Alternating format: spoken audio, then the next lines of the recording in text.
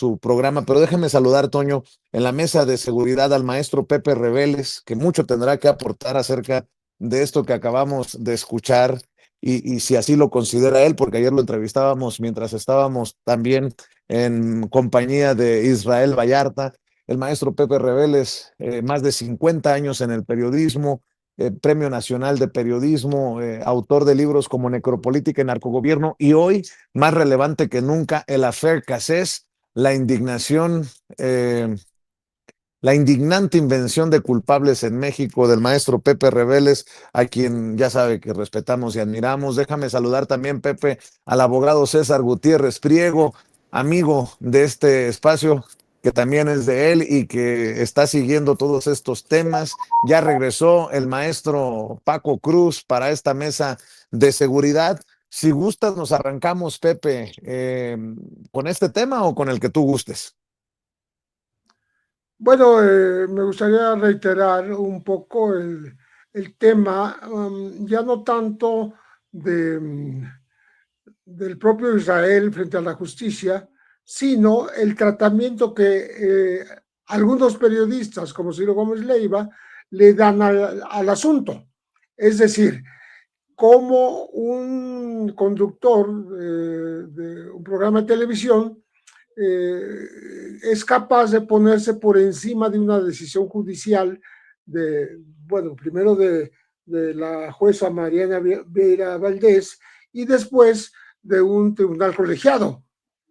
Es decir, yo como opinador estoy por encima de lo que ya la autoridad determinó, porque no solo determinó la libertad absoluta de Israel Vallarta, sino que eso implica la inocencia.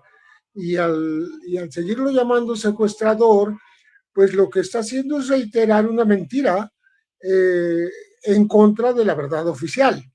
Eh, estas, eh, estas víctimas, que por cierto han sido muy cambiantes de opinión y también manipuladas por la autoridad, la señora Cristina Ríos Valladares, después su hijo Cristian, que era un niñito cuando se supone que fue secuestrado, y Ezequiel Yadir Lizalde, pues han seguido declarando en contra de sus presuntos captores.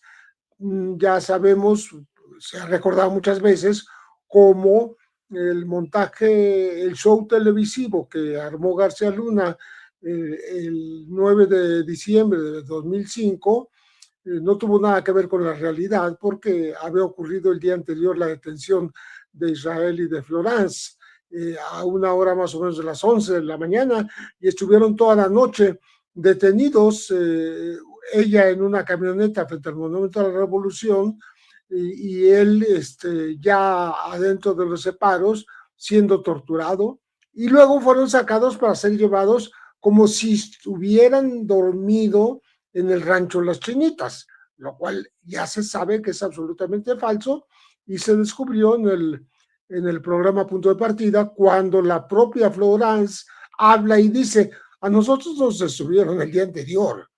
O sea, no es verdad que hayan significado una intrusión, digamos, en el rancho en vivo. Por si no bastara, pues ahí Carlos Lórez de Mola, que era el conductor de Televisa en su momento, en ese momento estaba perfectamente consciente de que se trataba de un montaje, porque él desde los micrófonos de Televisa, bueno, ya habían mandado un equipo móvil para llevar hasta un lugar tan remoto un equipo de transmisión satelital especial. Pues se requiere ser avisado con mucha anticipación, y entonces no hay nada de infraganti. Y él le decía, digamos que los policías federales entraban al rancho, él los veía y luego decía: oiga, eso está muy chingón, ¿no lo pueden repetir, por favor? Y le obedecían, es decir, los policías obedeciendo a la televisora. No hay ninguna duda de la colusión, de la colaboración, de la complicidad entre la policía y la televisora, que ni siquiera se atreve a describir, cuando todo el mundo lo estaba viendo en vivo, la tortura que estaba sufriendo Israel en ese momento por parte de Luis Cárdenas Palomino. Cárdenas Palomino, que por cierto, para demostrar que esto no fue infraganti y que no fue un operativo de sorpresa para entrar al rancho, porque él abrió desde adentro la puerta de un cuartito, ahí se ven su abrigo negro que llevaba puesto. Bueno, con dos ojos que tengas y un centímetro de frente y de inteligencia, pues te das cuenta que todo es un montaje. Y así fue, no solo el día 9 de diciembre de 2005, sino en los años posteriores, porque estamos hablando de que se persiguió a toda la familia Vallarta, a su hermano René, a su hermano Mario, este último todavía está en prisión, a su sobrino Sergio, que está también en prisión, y otros dos sobrinos.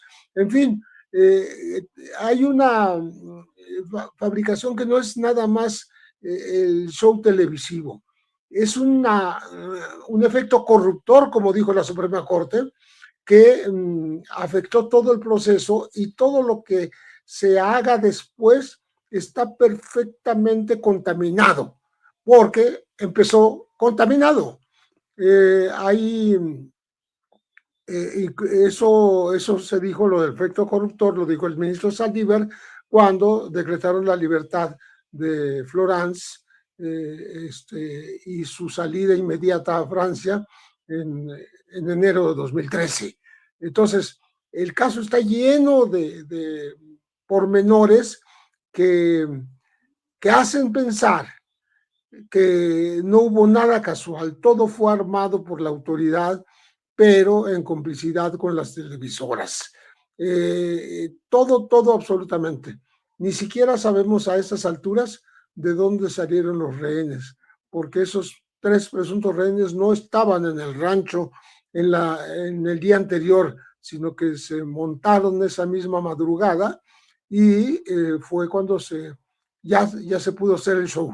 Entonces, creo yo que los perpetradores de estos abusos pues deberían pagar por lo que hicieron, pero pues no parece que vaya a ocurrir ya jamás. Solamente Luis Cárdenas Palomino, que fue encarcelado por tortura contra uno de los hermanos de Israel, contra René. Entonces, creo que no va a pasar a mayores, pero sí, no seguir mintiendo, pues es un principio mínimo del periodismo. Así es. Y sobre este caso, mi querido César Gutiérrez Priego, y sobre lo que hoy desmintió la presidenta al planteamiento que le estoy haciendo, ¿no? Porque muchos se alebrestaron cuando dije que hay un proceso de putrefacción en un sector del periodismo mexicano, de la prensa, y bueno, pues hoy desmiente a Raimundo Rivapalacio, que dice, mentira, dice la presidenta, de supuestas reuniones de un temeroso López Obrador que para proteger a sus hijos se reúnen con el que iba a ser secretario de Seguridad, Omar García Harfuch. Mi querido César, voy contigo. Mira, Vicente, a mí me llama poderosamente la atención cómo la prensa ficción ha tomado tantos espacios, ¿no? Y cómo entre ellos mismos uno dice la mentira, otro la retoma, y entonces para cuando termina llegando al tercero ya le hicieron un hecho, una realidad. Lo vimos con esta falsa entrevista que le hicieron a Carlos Monsiváis, donde me parece que el Universal, al ver las consecuencias que tenía la publicación falsa que habían realizado, toma la decisión de salir a disculparse, y tuvieron que disculparse todos aquellos que estuvieron involucrados. Pero esto es parte de toda una campaña. Mi pregunta viene aquí, y yo entiendo la parte del asunto de Israel Vallarta, porque como bien lo dijo su asesora jurídica, él es víctima del Estado mexicano, porque él tiene un estatus de víctima, y eso ya quedó corroborado legalmente.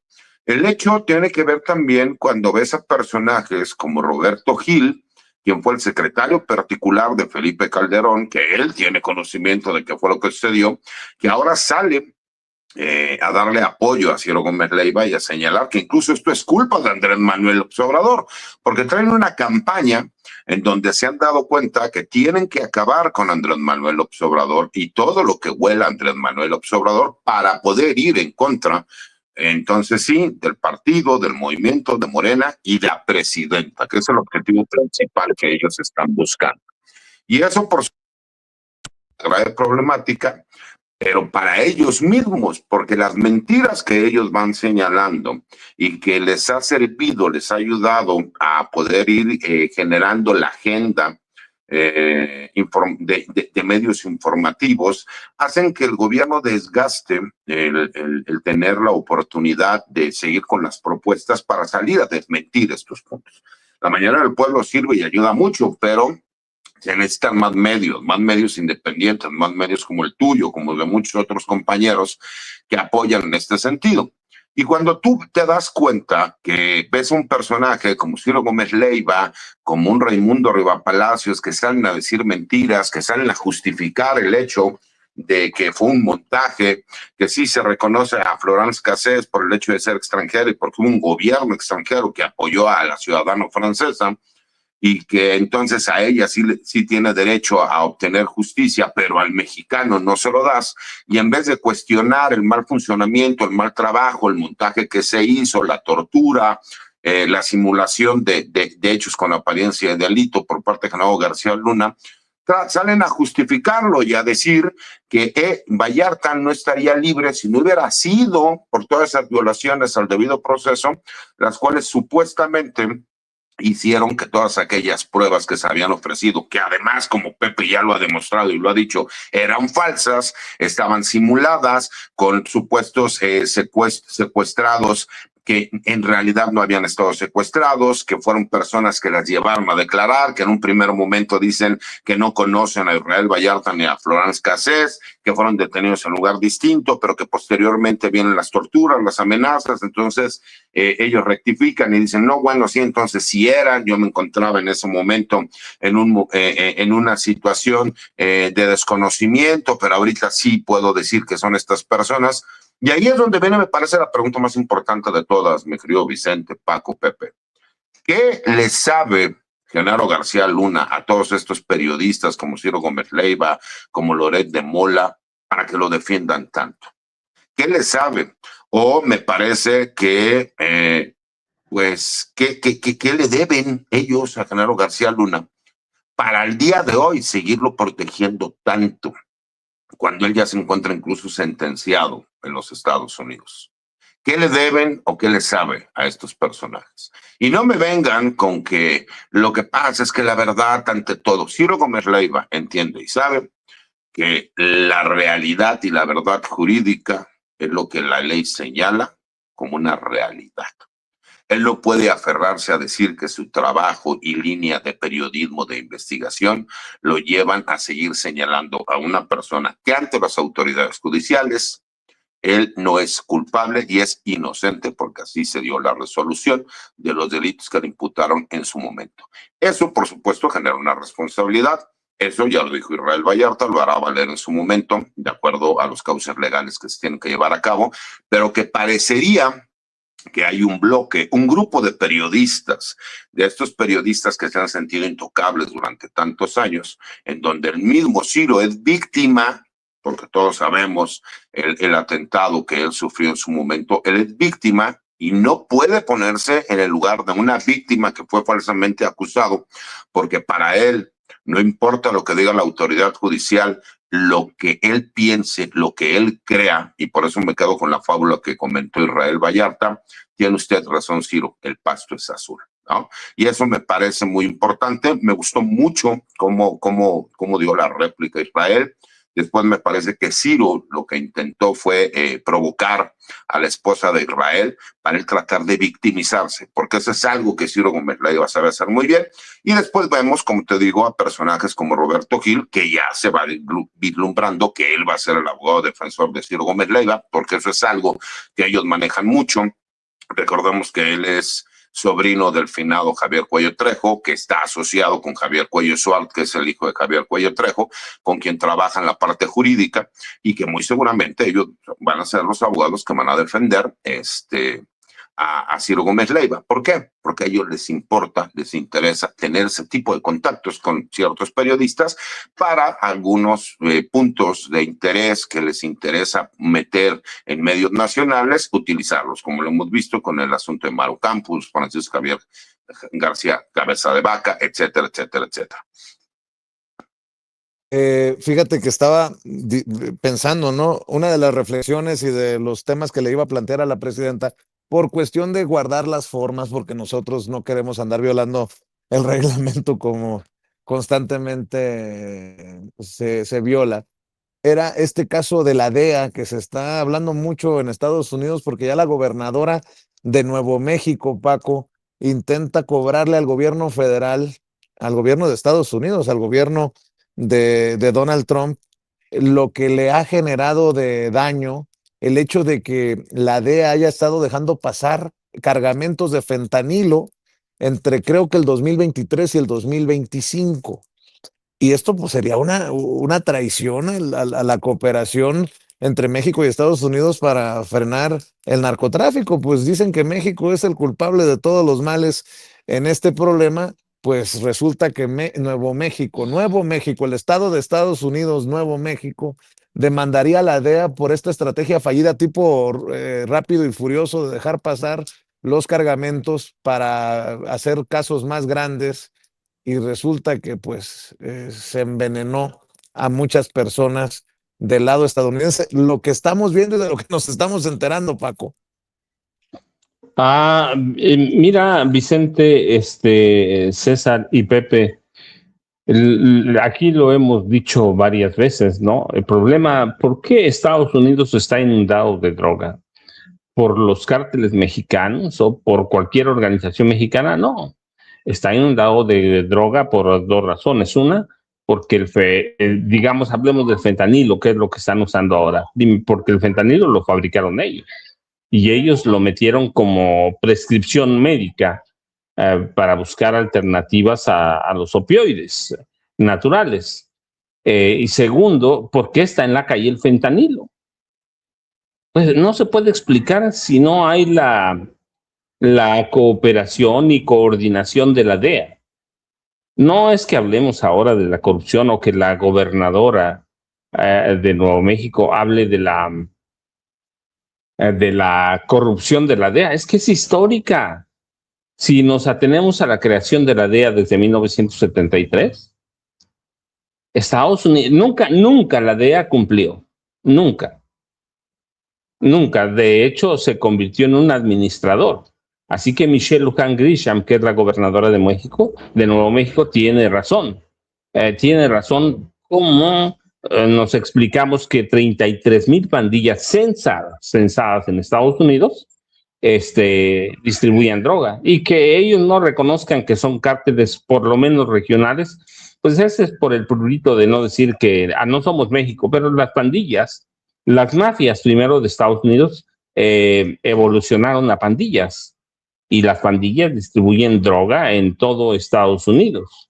Y hoy ya hay documentación de prueba y de evidencia que durante años los agentes de la DEA en Estados Unidos, no hablemos afuera, que ahorita llegamos a ese caso, adentro de Estados Unidos, se corrompían, se corrompían, se corrompen, lavan dinero, filtran información confidencial, tienen una colaboración estrecha con organizaciones criminales de Estados Unidos, y eso no lo digo yo, lo encontró el Departamento de Justicia de Estados Unidos, que hizo un estudio, un análisis durante una década y presentó a cargos de agentes que aceptaron sobornos de narcotraficantes. En Estados Unidos, también fuera de Estados Unidos, en México, en Colombia, que protegieron a grupos criminales en Estados Unidos y hacia afuera, que desviaron recursos públicos, pues eso sí solamente fue adentro de Estados Unidos, y que utilizaron su experiencia para favorecer operaciones de cárteles y y vincularlos a organizaciones de Estados Unidos.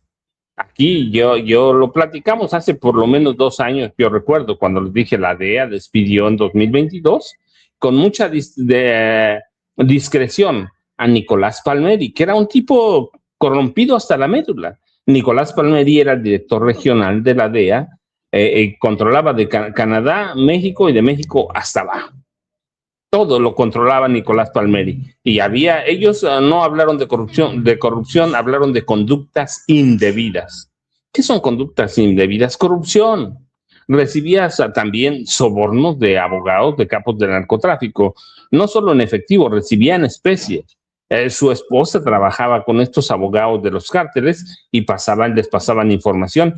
Y el inspector general del Departamento de Justicia documentó que Palmeri aprobó uso de fondos de la DEA para fines personales e inapropiados. ¿Qué es inapropiados? Nunca lo explicaron, pero es corrupción, lavado de dinero. Así que la DEA de hace años está vinculada a eso. Yo me pregunto, desde que llegó prácticamente Donald Trump a su segundo mandato, militarizaron la frontera y dicen que sigue pasando droga. ¿Cómo es posible que siga pasando droga si tienen militarizados los 3.200 kilómetros? No todos, pero tienen militarizado todo. Así que, ¿cómo nos explicamos eso? Pues solo por la corrupción de la DEA. Ya hemos documentado que ha habido filtración de los cárteles en las bases aéreas en las bases militares de Estados Unidos. Entonces, ¿cómo se pueden explicar ellos? Pero claro, no es tan fácil reconocer la corrupción interna. Es más fácil cargar en México que admitir las culpas internas. Hay mucha evidencia en Estados Unidos de que agentes de la CIA, agentes del FBI, agentes de la DEA, los sheriffs, prácticamente todas las agencias están inundadas de corrupción. Hay que ver cómo opera el ICE. Porque tienen carta abierta, porque tienen carta blanca. Podemos buscar en toda América Latina casos de las DEA, los vamos a encontrar, pero podemos buscar en Estados Unidos y no tenemos que ir nosotros ya. La Oficina de Asuntos Internos, sí, de inspección del Departamento de Justicia, del que depende la DEA, lo encontramos. Hay corrupción de agentes de la DEA en Colombia. ¿Y cómo nos explicamos que los cárteles mexicanos de Sinaloa y Jalisco Nueva Generación operan adentro de Colombia? Pues porque ellos permitieron eso. Así que hay agentes y hay por lo menos este estudio interno del Departamento de Justicia fue sobre 10 años, pero hacia atrás hay que verlo. Nunca la DEA podía actuar como se le pegara la gana, como lo hacía la CIA. No respondían a nadie. Así que podemos buscar nombres de agentes. Nathan Cohen, condenado por aceptar sobornos de narcotraficantes. Claro. ¿Para qué eran los sobornos? Para platicar. Chad Allen Scott. Hay muchos, Nicolás Palmeri. Así que la corrupción en la DEA es generalizada. Pero acabamos de ver un caso de la CIA, ¿no? Un agente arrestado del FBI, un agente de la CIA arrestado por el FBI con $40 millones en lingotes de oro adentro de su casa. Que nosotros que a veces discutimos que el chinito que tenía ahí las pacas de $250 millones, ¿no? Y este agente de la CIA, 40 millones en lingotes de oro, 303 lingotes de oro y 2 millones en efectivo. Así que la corrupción, ¿cómo nos vamos a explicar esto? Que el nacimiento de la CIA dio origen a otro brazo de corrupción dentro de Estados Unidos, Vicente, César y Pepe. Así es, Paco, Pepe, César, mientras estamos conversando sobre los mentirosos desde los medios de comunicación, acaba de surgir, permítanme ponerlo sobre la mesa si lo gustan comentar o si no, el tema que gustes, Pepe Reveles. Morena como partido está exigiendo una disculpa pública del periódico El Universal a Andrés Manuel López Obrador y dice: La libertad de expresión jamás puede ser pretexto para difundir mentiras ni para dañar la dignidad de ninguna persona. La reciente publicación del Universal no es un descuido o una simple pifia periodística. Las cosas por su nombre, es el vivo reflejo de una derecha hipócrita y moralmente derrotada. El pueblo ya despertó y les dio la espalda, y como no pueden frenar el avance de la transformación en las urnas, recurren a la calumnia y a la guerra sucia más ruin. Para el conservadurismo, la mentira no es un accidente, ni siquiera es solo una estrategia electoral. La mentira es su esencia. Cuando se defienden privilegios y no hay argumentos ni proyecto de nación, lo único que les queda es inventar. Mienten porque desprecian la verdad con la misma soberbia con la que históricamente han despreciado al pueblo de México.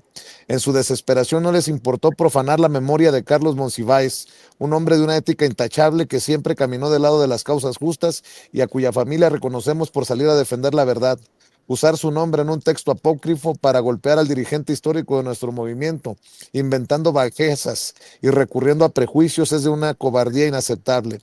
Al recurrir a la homofobia y los discursos de odio como un arma política, simplemente exhiben de cuerpo entero sus propios prejuicios y su profunda miseria moral. Esto es, en el fondo, un atentado directo contra nuestra democracia que se construye con debate, con ideas y con la participación de un pueblo politizado. Cuando la derecha y sus pasquines intentan destruir los hechos publicando falsedades, lo que buscan es envenenar la vida pública. Quieren romper la realidad para sembrar confusión y cinismos. Es la vieja táctica del autoritarismo. Si no pueden convencer con la verdad, intentan destruir nuestra capacidad de debatirla. A nuestro movimiento le corresponde por convicción y deber histórico la defensa del legado de quien sentó las bases de la Cuarta Transformación, y es en ese sentido que alzamos la voz. Si una casa editorial tiene la desfachatez de publicar una entrevista inventada y sin el más mínimo sustento, no basta con que baje la nota a escondidas o lance una disculpa a medias a sus lectores para lavarse la cara. Por eso exigimos categóricamente que el Universal asuma su responsabilidad editorial y ofrezca una disculpa pública, formal y directa a Andrés Manuel López Obrador, quien es el blanco principal de esta infamia. La ética periodística exige el mismo rigor para publicar que el valor cívico para rectificar de frente, pero se equivocan los conservadores y creen que siguen siendo los dueños de la verdad. Que les quede claro, la historia ya los juzgó y por eso el pueblo los mandó al basurero de la historia, firman en Morena. Y sale hoy que hay conferencia de Ariadna Montiel, la presidenta nacional de Morena, conferencia de prensa en el partido Movimiento. No sé si quieras comentar sobre esto, Pepe, o algún tema para la segunda ronda. Mira, muy brevemente comento lo que tú mencionas respecto de la nota sobre Carlos Monsiváis, que al final resultó falsa en la medida en que quien supuestamente la hizo buscó en cientos de cassettes de aquella época y nunca encontró el que respaldara lo que él escribió. Es decir, buscó en vano y lo sabía, porque no sabía que no lo iba a tener porque no existe.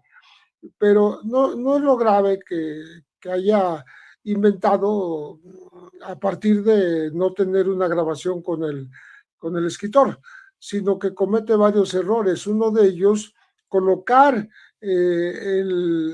el conocimiento de Andrés Manuel López Obrador con Carlos Monsiváis 20 años antes de que hubiera ocurrido. No es verdad la fecha que él señala, sino ya cuando Andrés Manuel es jefe de gobierno de la Ciudad de México, de tal manera que eso es falso también. Y sobre todo, lo más grave es que insinúa una relación más allá de la amistad entre el entonces funcionario del Distrito Federal y el propio Carlos Monsiváis. La familia misma se ofendió y está reclamando que el Universal rectifique y no vuelva a publicar esto y retire, y ya lo hizo el Universal, retiró la publicación de donde se encontraba en las redes y está tratando de remediar lo que por supuesto fue una mentira y que afecta la memoria de Carlos Monsiváis y también el comportamiento de Andrés Manuel López Obrador, cuya amistad con Monsiváis fue aprovechada malamente, insinuando que era algo más que la amistad.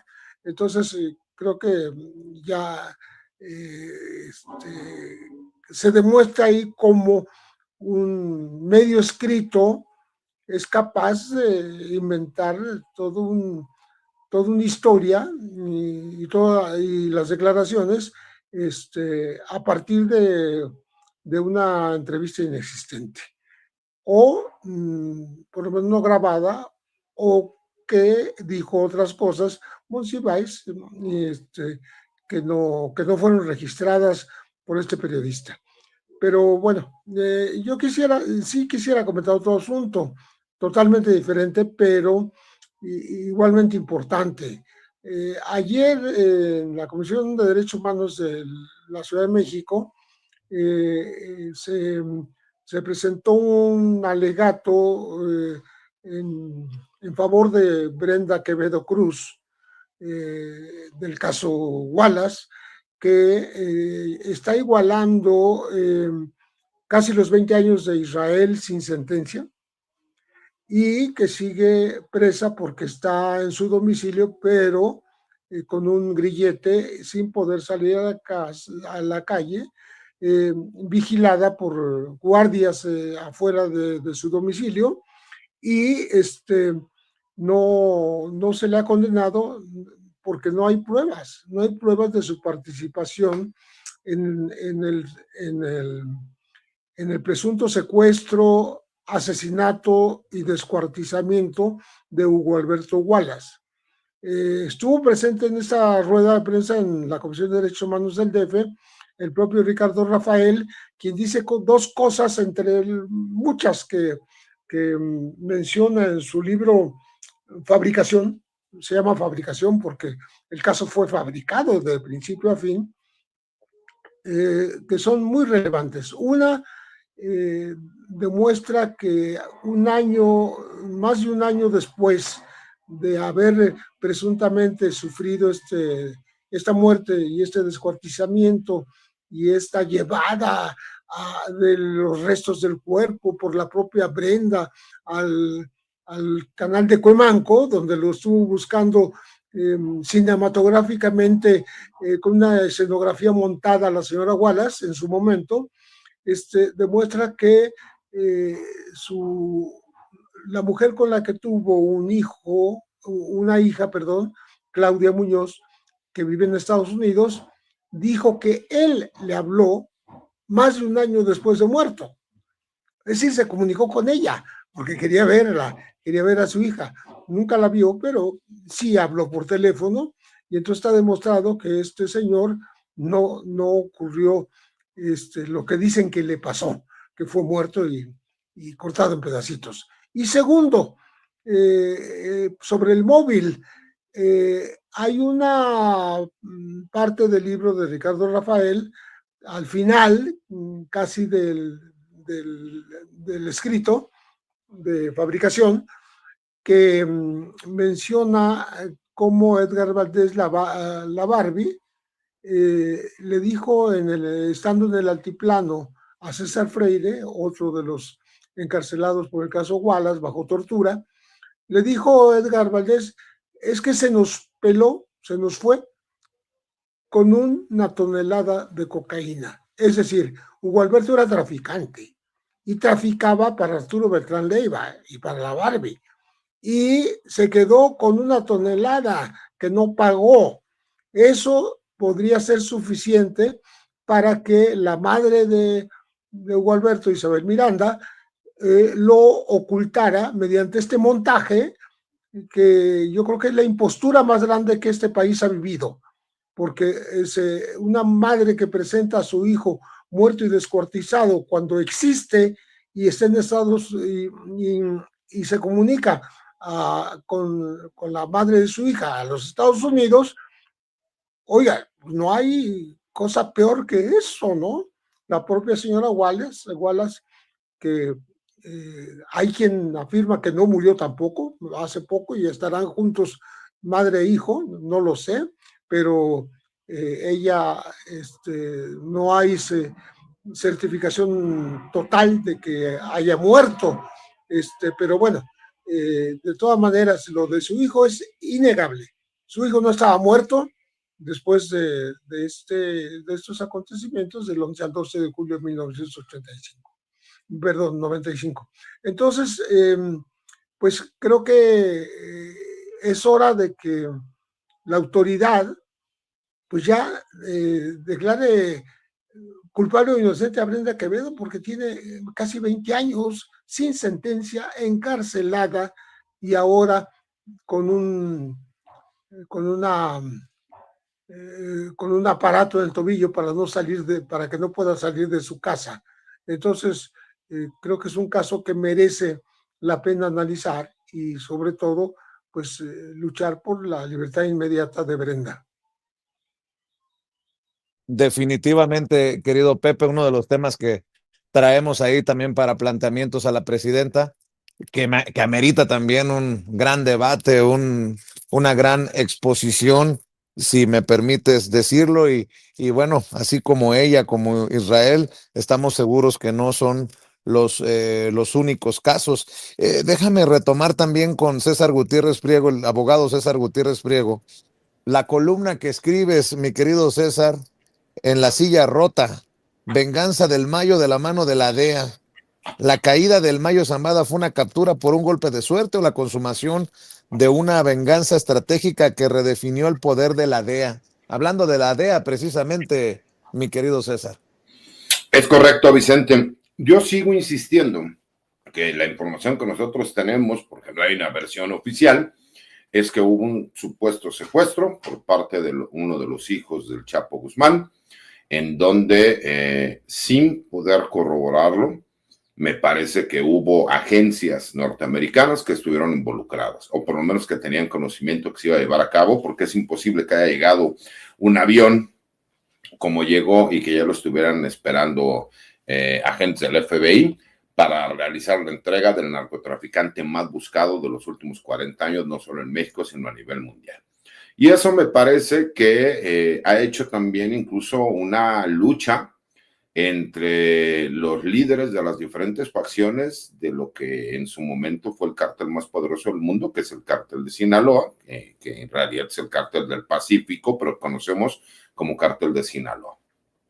Y que por un lado tenemos a los hijos del Chapo Guzmán, ¿no? Ya con conocimiento de que son testigos colaboradores del gobierno de los Estados Unidos, pero por el otro lado también tenemos a Ismael Zambada, ¿no? Quien muy posiblemente el 20 de julio se le va a dictar sentencia, a menos de que suceda lo que ha estado sucediendo en los últimos meses, ¿no? En que se solicita el diferimiento de la audiencia para checar algunos otros de los puntos, y ahí es donde vamos a saber exactamente, ya existiendo una sentencia, cuál es el trato al que los abogados y del mismo Mayo Zambada han llegado con el gobierno de los Estados Unidos. Y ahí me parece sumamente importante entender, me parece que todo aquel político que haya sido corrupto en los últimos 40 años en este país, pues puede aparecer su nombre, si es que tuvieron algún tipo de relación con el crimen organizado, en específico con el cártel del Pacífico, ¿no?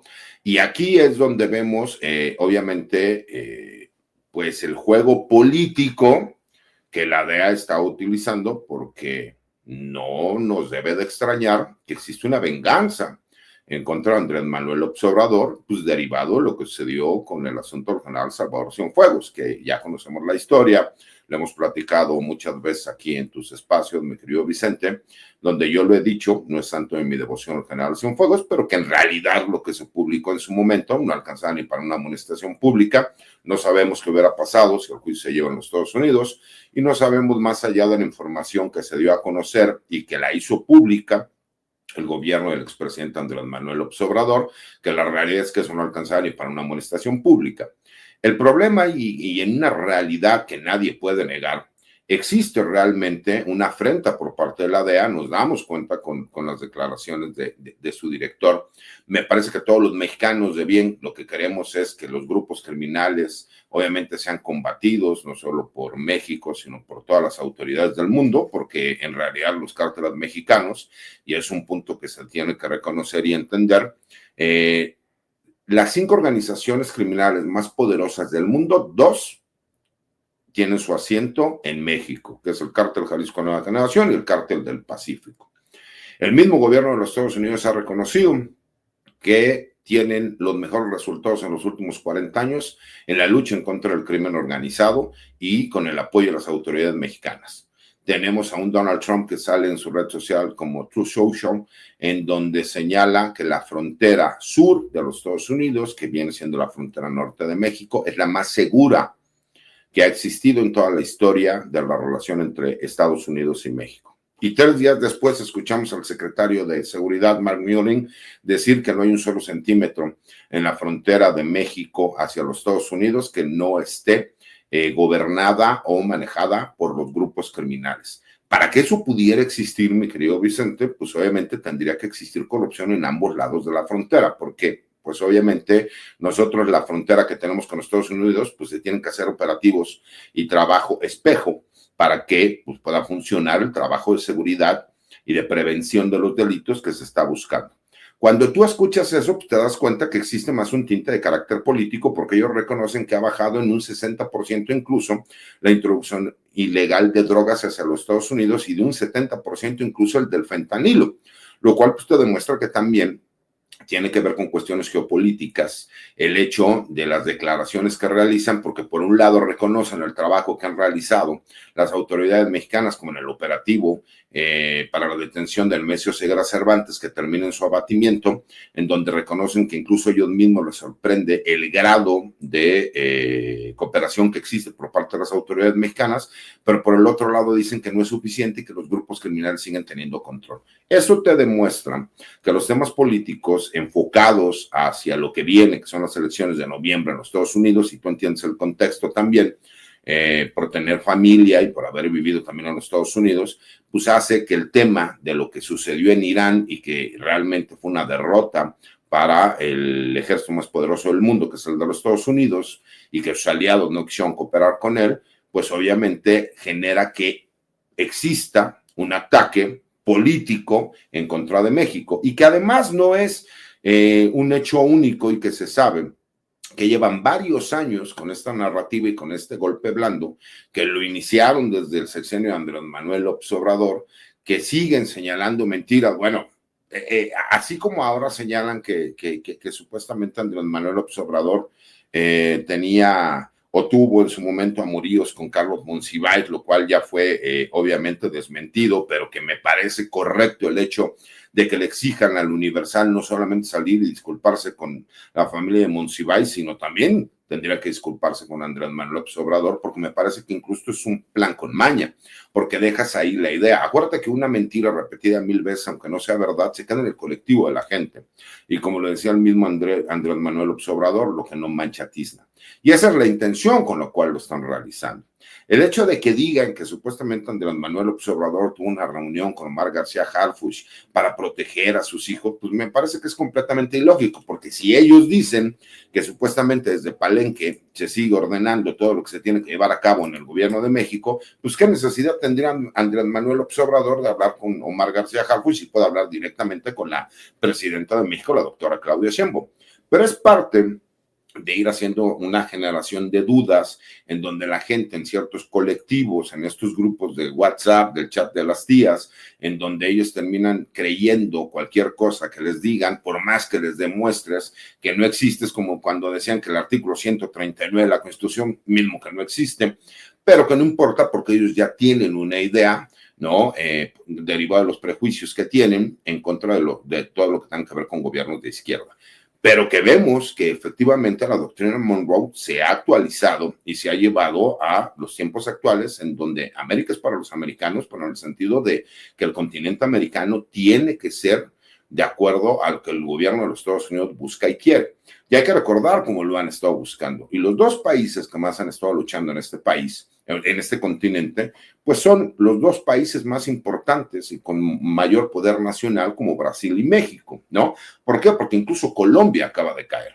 ¿Qué es lo que está buscando? Pues hacer que América se convierta hacia la derecha, cuando claramente pues había una ideología de izquierda que no conviene a los intereses de los Estados Unidos. Entonces, por lo mismo, en esta columna lo que explico es cómo la DEA se posiciona ahora incluso con esta lucha que se da entre los mismos líderes criminales que ahora se convirtieron en testigos colaboradores. Qué curioso, ¿no? Decir que los narcotraficantes o los narcos que siempre se manejaron de una forma distinta y que antes tenían códigos, el día de hoy están compitiendo para ver quién es el mejor soplón y que ese soplón termine sacando ciertos beneficios que puedan ayudar al grupo delictivo y a sus familiares que se encuentran todavía en México librando una batalla para ver quién se queda con el control y el poder de lo que en su momento fue el cártel de las drogas más poderoso del mundo, que es el cártel del Pacífico, conocido como cártel de Sinaloa.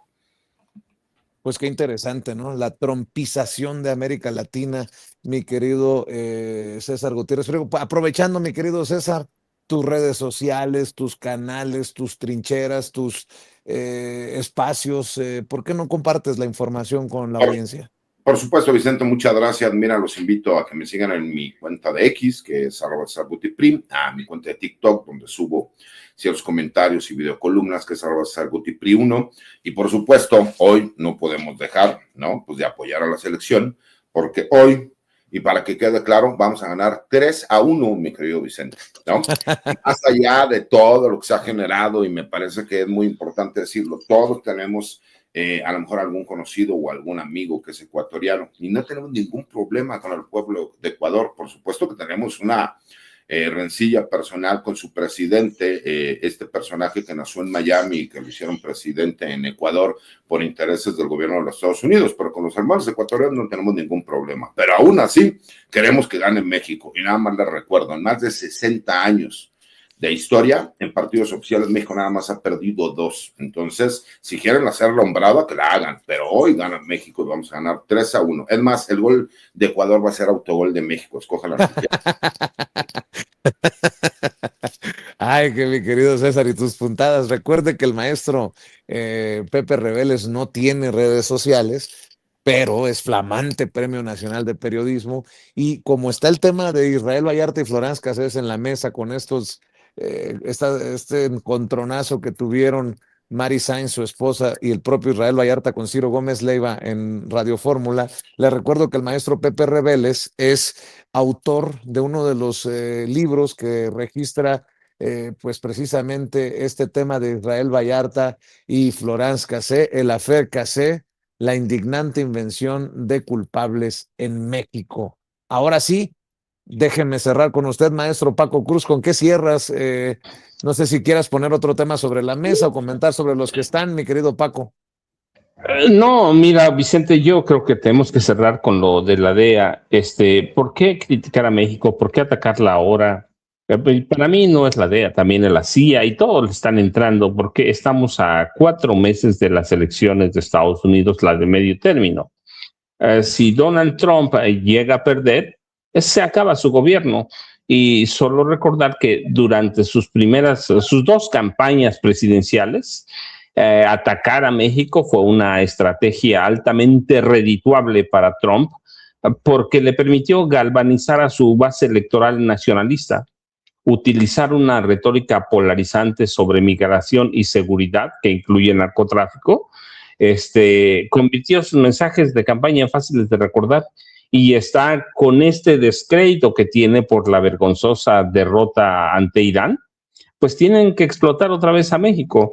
El narcotráfico, los estereotipos, el discurso antimexicano que apela directamente a sectores descontentos, etiquetando a migrantes, que por cierto hoy perdió una batalla, ya la platicamos, para justificar que medidas extremas. Y ahora para tratar de ocultar lo que está pasando todavía en Irán. Así que atacar a México se va a convertir en los próximos 4 meses el deporte favorito, y digo deporte con toda la seriedad que implica, de todos los funcionarios de Estados Unidos, de todos. Las amenazas constantes van a ser el orden del día y las filtraciones como estas de Los Angeles Times, de Steve Fisher, que después reforma con Steve Fisher también, que retoma New York Times, van a ser el pan de todos los días. y sí, competir para ver quién es el mejor soplón, pero van a mantener el ojo en Alfonso Durazo Montaño por una razón.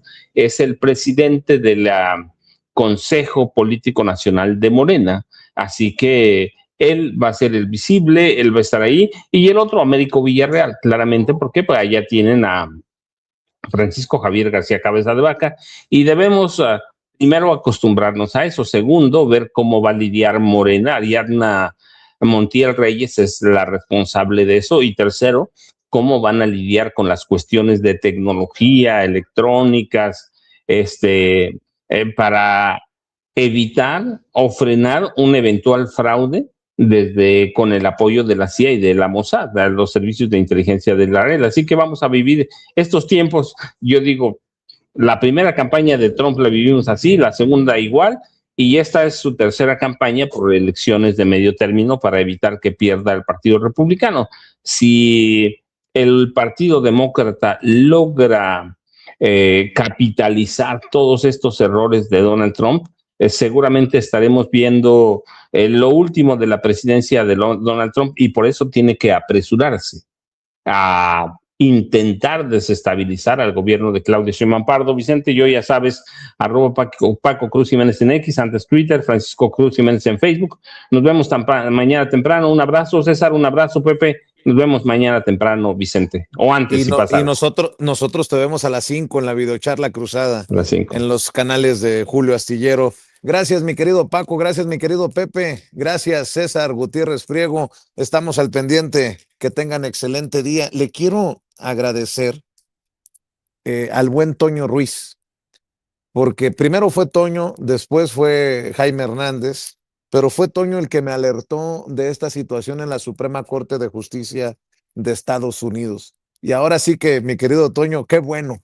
Me imagino que ahorita que abras la transmisión en tu canal, ahí en Con Toño Ruiz, en donde la gente que nos está viendo y escuchando, espero que nos apoye con los likes para la transmisión en vivo y en directo, con las suscripciones para que crezca el canal y con los donativos, las aportaciones, ahí con Toño Ruiz, así se llama el canal del buen Toñito. Pues yo creo que va a seguir el tema, ¿no, mi querido Toño? ¿Cómo estás? Te abrazo.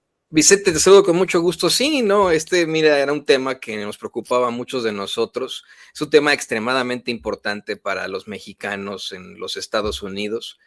Una y otra vez ahí en la mañanera, la presidenta ha llevado a estos think tanks, a estos organismos sin fines de lucro, para que hablen de la gran participación precisamente de mexicanos acá en los Estados Unidos. Y pues este tema es también columna vertebral de este país. La ciudadanía por nacimiento en los Estados Unidos. Vamos, hay que decirlo con todas sus letras, hasta cierto punto se utilizó para